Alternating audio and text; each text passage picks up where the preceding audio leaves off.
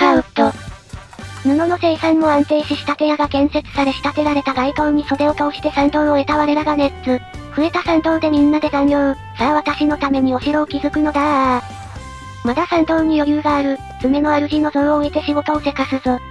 働けどなお、我が暮らし楽にならざり。石川啄木か、じっと手を見る暇があったら働けー。ひでえ？前回作った互い違い式加工スライド、ミスっておった。さっさと直せ。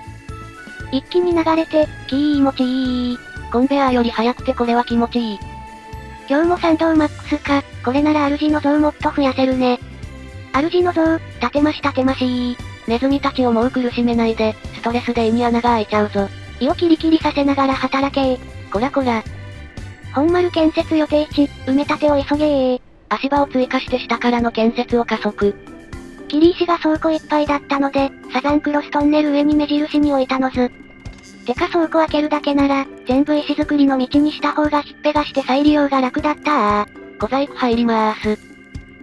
キノコ丸ストーブあるのについてない。気温は-5度。キノコ全滅しとるやないかーい。キノコがしおれて無残な姿に。こりゃ上直しだ。農家が廃棄作業に勤しんでおります。蒸気ストーブが完成すると思ってたから完全に油断してたよ。慌てて火盛り人を増員した。暖房が切れた鈴鉱石採掘現場でポッセンが凍えてる。暖かいところに運んであげましょ。不思議な力でつまみ上げる。これで大丈夫。と思ったら悪化して病気になったダメじゃねえか。救急搬送、集中搬送。療養所前に10日。って職場に戻ろうとしてる。なんという労働意欲、社畜の鏡。さあ仕事の引き継ぎしなさい。もっかい療養所に送るよ。救急搬送、集中搬送。薬とかは出せないけどしっかり休んで養生してね。中途半端な仕事を残し療養所には入らない、ネズミたちの仕事に対する熱意を見た。はい、もう一匹追加でーす。真冬の鈴採掘場、暖房なしはかなり危険。火盛り担当、残業してストーブつけてこーい。キノコ丸はストーブついて栽培再開したようだな。在庫145個あるから、なくなる前に収穫も再開できそうで一安心。露天掘り現場、掘り進めるたびに色々必要でめんどい。深くなったので鈴鉱石とかもちょいちょい出るようになりました。翌日4匹目の犠牲者が、救急搬送、集中搬送。これで療養所が満員に。次誰か倒れたら後がない。これはさすがにまずい。鈴鉱脈の採掘は停止だ。火盛りがストーブつけてくれれば平気そうだけど、つけてくれないからやむなしだな。輸送ハブを追加して、しばらく倉庫整理してもらいましょ。それなら小縁。とんがり山正面の採掘が完了したのでお片付け。綺麗な絶壁になりました。輸送ハブが完成したので収納の整理を開始。初期の収納未だ半分も片付け終わらず。火盛りが遅いので追加。蒸気放出開放したらお役御免なのに今更すぎる。丸太が倉庫を圧迫してたので野ざらし保管。てかお城建設で使う予定だしね。無駄に存在感ある海洋プラットフォームがさらにでかくなった。仕立てた街灯の生産ラインの調整をしてたら、やっと蒸気放出口の研究が終わったどう？やっと弾が取れる。ではお次は大型倉庫をよろしく。使うのを控えてた輸送設定をまた使い始めました。採掘キャンプとかで使うと施設移動した際も設定残って遠くでも持ってったり、倉庫いっぱいになると施設が止まるやつか。移動できない施設に使う分には生産制限もあるし、細かく設定すれば効率はいいんだよね。ですか。冷たい手が40匹ほどいるけど無事皆生還。追加の病気は出ず、全員職場復帰のギリセーフだったぜ。朝になって明るくなったので蒸気ボイラーの建設開始。ボイラーで蒸気を作って蒸気タンクに貯蔵。で蒸気放出口から蒸気を出して熱源にする流れです。なおこれらは蒸気管で繋ぐ必要があるので、建設に使う鉄はそれなりの量が必要だぜ。とりあえずどれだけ必要かわからん。蒸気タンク適当にずらーだ。おい。鉄は納税の補給物資で溜め込んでるから大丈夫だよ、多分。適当だな。蒸気ボイラーはもちろん水も使うので、島の東西に分かれてる貯水を一元化。したつもりになってるが実は途中で途切れてる。そうなの？蒸気ボイラー、完成だー。だが燃料なくて即終了。また火盛り人のせいか。てなわけで火盛り人の詰小ボイラー目の前に建設。炭焼き窯の裏だから燃料調達もはかどりそうだ。で放出口を設置して配管工事だ。見た目など気にせずコンベアーの上などの通しやすい場所に設置。蒸気放出口、稼働成功だー。ネズミは蒸気の力を手に入れた。汚染を発生させない素晴らしい熱源、ストーブ貴様はお役御免だ。今まで島を温めてくれたストーブさん優待。これからは蒸気の時代よ。まずはみんなが使う食堂前を蒸気にリプレイスするぞー。魚倉庫の上に設置かよ。下にある魚が傷みそうだな。細けいことはいいんだよ。ネズミは腐った魚でも食っとれー。ひでえ。そして配管をつなぎ終わったところで大型倉庫の研究が完了。今回は早かったな。蒸気関連も出揃って準備できてるので、お次は公衆浴場と参りましょ。現在マイナス5度の中、冷水シャワーを浴びてます。下からの埋め立てが面倒になったので足場を撤去。本丸建設予定地、なんだかんだで埋め立て進んでおります。蒸気放出口の汚染度を念のため確認。安全確認、よーし。キノコ丸を蒸気放出口にパワーアップじゃー。無限キノコ栽培の始まりだぜ。まあボイラーの燃料がなくなれば止まるけどね。燃料と水の管理に気をつけないとだ。当然っちゃ当然なんだけど、蒸気管は海には設置できません。中の蒸気が冷えて水に戻ったりしそう。キノコ丸に繋いだ配管をサザンクロストンネル天井に伸ばそうとしてふと思う。蒸気管は遮光の性能があるのだろうかと。さすがにスカスカなので光が通った。こりゃキノコ丸に光が入らないように配管しないとだね。だな。天井の高さに余裕があったので一段下に切り石を置いて、その上に配管することで無事工事成功。穴が目立つところは装飾してごまかすのが匠のこだわり。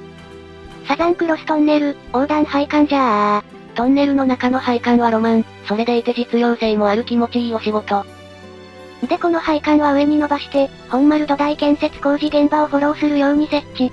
と思ったら蒸気来てなかった。安定のやらかし天井一箇所採掘漏れしとりました。迂回して配管も可能だが綺麗に掘ることにした。貴様、掘り忘れるとは、これは責任問題だぞ。いやお前の指示忘れだろ。さあせーん。修正工事、完了いたしました。蒸気管にカーソルを合わせ蒸気量を確認よーし。さあ暖かい職場を用意したぞ。キリキリ働けー。重労働で暑すぎて汗かいてそう。蒸気量は足りてる、かな？疑問系。一応1ジュールパーフィフティーンズと書かれてるけどどう計算すればいいかわからぬ。燃焼時間はわかるが生産量はわからない理不尽。配管で蒸気量確認した感じでは増えてそうだけど、わからんのでもう一気ボイラー足して様子見じゃ。そしてレイムは考えるのをやめた。冷たい手の不満が解消したぞー。ネズミたちは冬でも暖かく暮らせる知恵を手に入れた。コメント欄で残業減らしてあげてくださいと、優しいお声をかけていただいた。一生残業ボタンを解除してやろう。久々にお家に帰れるね、やったね。本日も蒸気の生産量を見つつ、蒸気放出口への交換作業を実施。蒸気の生産量はまだ余裕がありそうだが、650あった鉄の在庫がもうすぐ100切りそうだ。こりゃ全ての熱源を放出口に交換はちと厳しいか。なお現在の熱源はこんな感じになっております。離れた採掘現場や植林棟は結局ストーブのまま冬越しとなった。冬越し？移民船来たしもう春だぞ。せっかく蒸気放出口の設置したのに。ほれ雪で真っ白のネズミを待たすな。そういえば冬の補給船の物資買うのも忘れてたよ。買うっつーか、ここ数年は毎回踏み倒してたあれか。まとめて支払いだからやや高額だけど、これくらいなら普通に支払おうかな。まあ補給物資ガチャできるしそれもありだな。てなわけで悪徳商人は帰れー。1年間一度も取引せず全て拒絶された哀れないたちであった。移民用に家を、建てまし鈴鉱石採掘場の社宅となり、また僻地に建てたのか。いやー、本当はお城建設の資材置き場だったりとかで空いてる土地がないんだよ。もうやめちまえそんなどうでもいい城建設。やだー。ご覧ください、この石畳に覆われた我が島を。海洋プラットフォームとこの石の道ひっぺがせば、すぐ城建設できんじゃね？まだ足りぬ。どんだけでけえの建てるつもりだよ。249日が終了、250日の節目だー。参道もマックスでこの上なく順調だぜ。適当に作ったボイラーも消費量以上に蒸気生産して安定した模様。てか過剰生産で燃料無駄にしてそうな気もする。それでは250日目の開発を始めるぞー。とりあえず次の冬までにはストーブの全撤去が終わると思うので、日盛り人の詰め所等配合。日盛り人、本日をもってリストラです。ボイラー担当の日盛り人は必要。ここだけで対応できるか確認してたら海賊襲来。で機械と街灯渡してお帰りいただく。楽勝すぎて全カットされてますが彼らアップデで冬も来るようになりました。気温は5度、さあ鈴鉱石の採掘再開じゃー。ス少し肌寒いがこれなら病気にならないぜ。こっそり継続して掘ってたサザンクロストンネル、床下採掘が半分完了。コンベアーとかの拡張余地ができた。特に用途は決めてないけどあと半分もよろ。近道なのは確かだからそのうちなんかに使うだろ作戦。そういえば古いわけの塔で石炭を燃料に加工しちゃってるけど、高炉でレシピ追加すれば鉄と石炭で鋼鉄が作れるみたい。鋼鉄なんてのもあるのな。石炭在庫線超えてるけど、また掘るとなると面倒なので古いわけの塔は今日で停止。今日から燃料は炭焼き窯だけで調達するように。ネッツの島は SDGs、持続可能な開発を目標としております。めっちゃ CO2 排出してそう。ネズミだけが持続可能な世界。明日徴税人が来るからお魚いっぱい用意しといて。冬のストーブで微妙な感じになってそうな生魚と一緒に混ぜて納税だ。キリキリ働けー。残業神の御心により、見慣れた残業アイコンで島が埋め尽くされた。前回肥料専用にしたと思ってた倉庫の設定が、麻薬の肥料のみ拒否になってることに気づいたのず。気づくの、おっせー。などとやってる間に公衆浴場の研究完了。お次は旅客列車をよろしく。オラたちの街にチューチュートレインが来るぞー。シャワーをぶっ壊せ、開放された公衆浴場を早速建設だー。水道と蒸気をつなぎ温かい風呂を提供。結構前から肥料やってるけど肥沃度が上がらず、説明文をガン見中。ここには回復上限も増加するって書いてあるんだよな。じゃあなぜ回復しない？知らん。密輸業者さんが来たー。って金地金60個も持参だと？過去一番の黄金の量。うおー、ありったけの石材を用意しろー。もうやめて、船が重さで沈没しちゃう。てなわけで不要な街灯の在庫処分とお城建設のための虎の子の切り石を放出して、金地金60本ゲットだー。密輸船沈まないように心からお祈りしております。春の高い徴税でも、マックス納税だー。魚2000匹と金地金34本の大盤振る舞い。補給物資は鉄と機械を選択。チューチュートレインでも鉄使う予定だからこれは普通にありがたいぜ。公衆浴場が完成。ネッツの入浴をこっそり盗撮。風呂に入るときは帽子を取れ、あと風呂に酒を持ち込むな。置いてある謎の瓶か、クスネタのイチゴで酒作ってそう。今日は改良開始がギリだったので5匹しか入れなかった模様。しかしその5匹は快適な入浴の素晴らしさを知った。導入方法を理解したので、今日もシャワーから公衆浴場への建て替えっと。シャワーを2階建てにしてたので地味に複雑。公衆浴場の方が横幅広いけどなんとか収まりました。移民増加で家不足になったので、研究所の隣に博士らの家を建てようとしてやめたのず。なんでだよ、便利でいいだろ。もう城建てたくて我慢の限界が近いの。あそこに建ててもすぐ壊すことになるの。切り石売って材料不足なのに我慢の限界が近いレイムさん。本丸土台工事、さっさと終わらせんかー。ネズミたちを知った激励、あと少しだ頑張ってくれ。うわぁ、風呂にめっちゃでかいネズミがおる。あれはビッグマウス先輩。やっといなくなった。あいつ口だけでマジうざいよな。陰口叩かれてて草。お前今なんつった？魚の餌にしちまうぞ。すんません、俺もう出ます。体と声は大きく度量は小さいダメな先輩。お風呂パワーで賛同が1000くらい過剰になったどー。無限残業できるね。でお風呂の分、蒸気足らんかなと確認したら、普通に生産量が減っておりました。てなわけでボイラーを維持する日盛人が即出社できるように詰め所の近くに家を建設。そしてよくよく確認したら燃料がなしの表示が。いや燃料在庫600超えてるぞ。小屋取得元の倉庫の在庫がないのかも。1回しか選択してなかったからもう在庫名誉状態だった模様。2回も選択したら無事動き始めました。倉庫の指定はミスが多いな。指定すると炭焼き窯に直に取りに行けないだろうし地味に不便。などと日盛人を監視してたら、旅客列車の研究が完了。お次は適当に株を研究。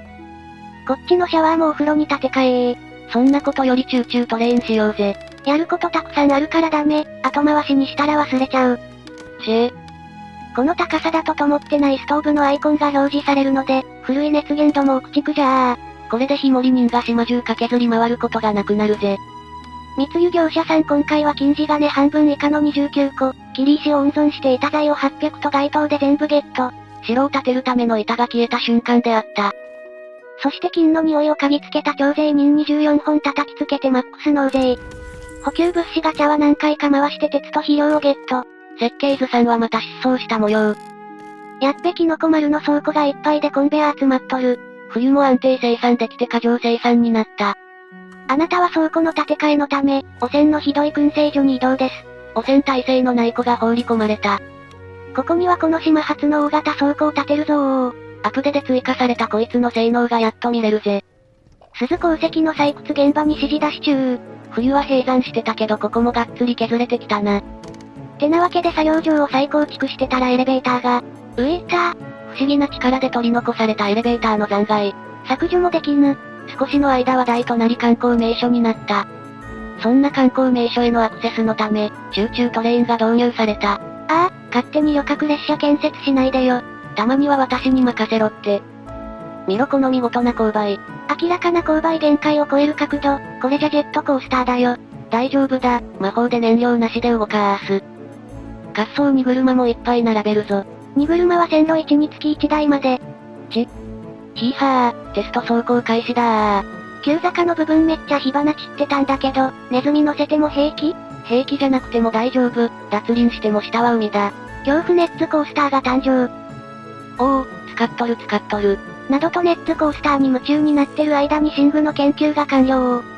チューチュートレインを堪能した翌日は、参道ダダ余りなので主の像を、立てまし。そして調子こいて主の像をさらに立てまししようとして、やっべ研究選択するの忘れてたと気づいたのず。チューチュートレインではしゃぎすぎたぜ。これも面白そう、ネズミ大砲。武器かと思いきやこれネズミを打ち出す機械な模様。島裏側の採掘工事を指示してる途中ふと思う、サザンクロストンネル地下鉄面白そうだと。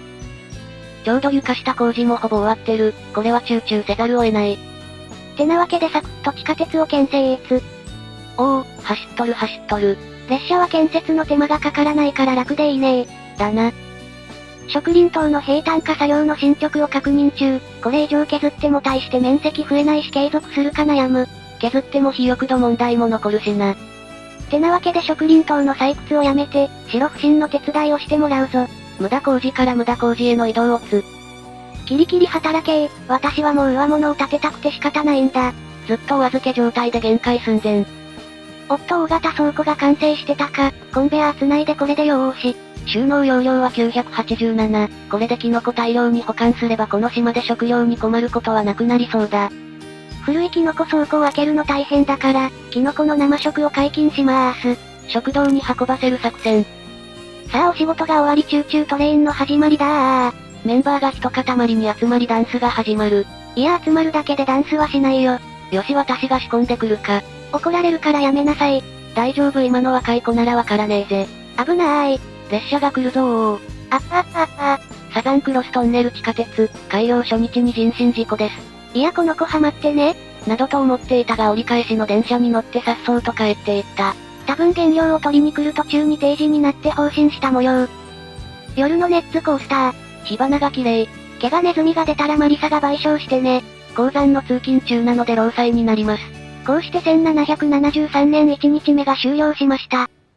ではいつになったら城作り始まるんだよという視聴者さんにサービス、4日後の未来をチラ見せしつつ今回はここまで。面白かった、続きが気になると思っていただけたら、チャンネル登録グッドボタン、よろしくお願いいたします。励みになります。ついに稼働したチューチュートレイン、蒸気で産業革命を起こしネズミたちは未来を切り開くのか？続きが気になる方はチャンネル登録がおすすめなんだぜ。ではまたお会いできることを願って。じゃ、またねー。